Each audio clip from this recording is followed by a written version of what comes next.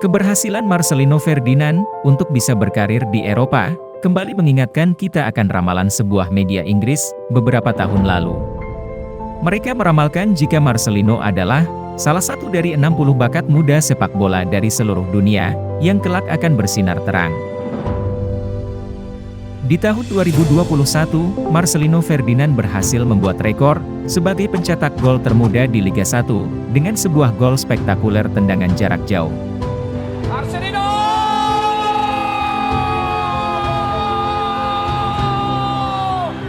Apa yang terjadi dari tendangan yang dilakukan oleh Marcelino yang menggoyang?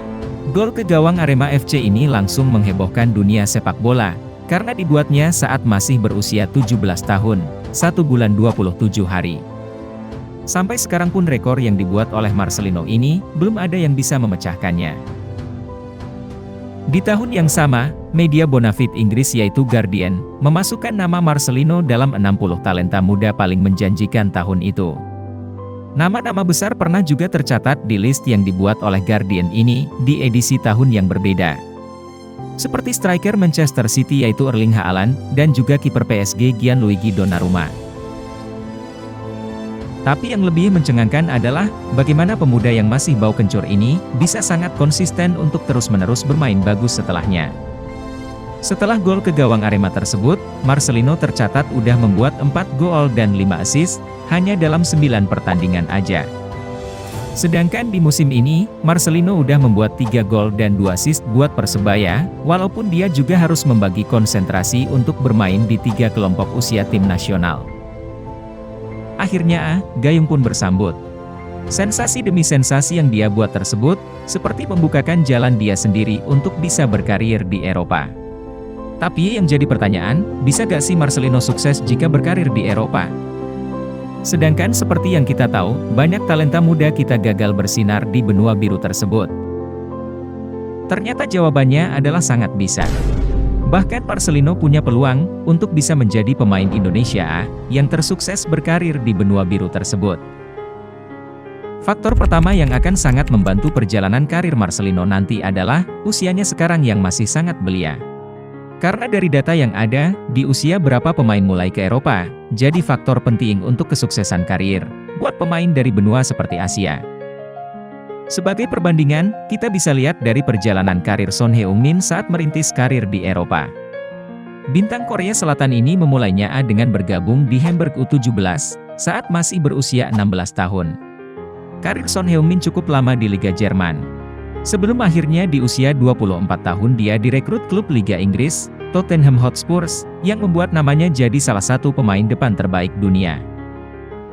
Perbandingan lain bisa juga dilihat dari karir Hwang Hee-chan, yang juga merupakan junior dari Son Heung-min, di timnas Korea Selatan. Hwang Hee-chan mulai perantauan di Eropa saat masih berusia 18 tahun, dengan bergabung dengan FC Liefering, klub divisi 2 Austria.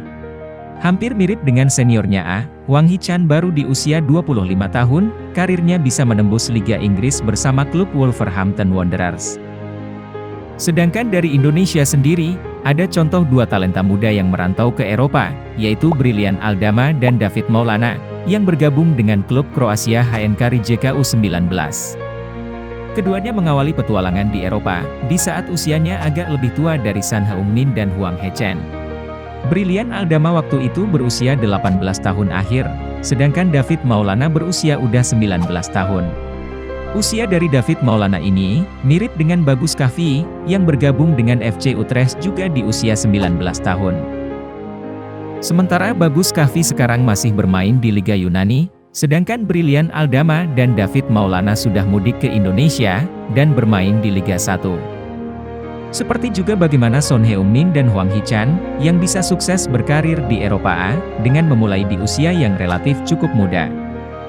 Dari perbandingan usia 5 pemain tersebut, dan juga perkembangan yang bisa mereka capai, usia Marcelino yang masih 18 tahun awal, tentu bisa dibilang masih sangat potensial, untuk bisa sukses berkarir di Eropa.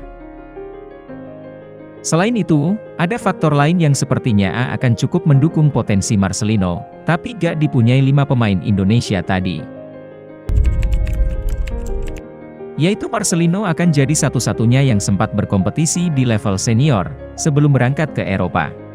Karena baik itu dari mulai Egy sampai Bagus Kahvi, sebelumnya gak ada yang sempat menembus level senior di kompetisi lokal, sebelum berkarir keluar Indonesia. Memang, salah satu penyebab kelima pemain Indonesia tadi, selalu kesulitan saat mengawali karir di Eropa adalah sedikitnya pengalaman untuk menghadapi kompetisi yang panjang. Semua pertandingan yang sempat diikuti Marcelino di Liga 1, akan cukup untuk membantunya memiliki start yang lebih baik dari 5 pemain sebelumnya. Faktor pendukung terakhir, yang juga merupakan yang paling penting, juga sudah dimiliki Marcelino, yaitu berupa dukungan penuh dari klubnya yang sekarang, dan juga dari keluarga. Pelatih Persebaya, Aji Santoso udah mengatakan di media akan mendukung penuh Marcelino, jika memang ingin berkarir di luar Indonesia. Situasi Marcelino dan klubnya ini, jauh lebih baik dari apa yang terjadi dengan Bagus Kahvi, ketika dia memutuskan untuk pindah dari Barito Putra ke FC Utrecht. Dukungan dari keluarga juga didapatkan Marcelino, seperti yang diungkapkan sang kakak, yaitu Octavianus Fernando, yang juga merupakan pemain Persebaya. Setidaknya udah ada 5 faktor yang akan sangat membantu perjalanan karir Marcelino nanti. Peluangnya untuk bisa sukses di Eropa jadi lebih besar dari para seniornya tadi. Tapi yang perlu diingat, semua hal tadi hanya sebatas sebagai faktor pendukung. Sekarang, semua akan kembali seperti yang dikatakan The Guardian sebelumnya. Siapkah Marcelino bekerja keras untuk mencapai karir sepak bola yang cemerlang di Eropa? Lalu bisakah Marcelino Ferdinand benar-benar membuat ramalan dari Guardian tadi menjadi kenyataan, seperti yang pernah dilakukan oleh Erling Haaland dan Gianluigi Donnarumma? Ataukah Marcelino akan pulang ke tanah air, dengan tangan hampa seperti para seniornya?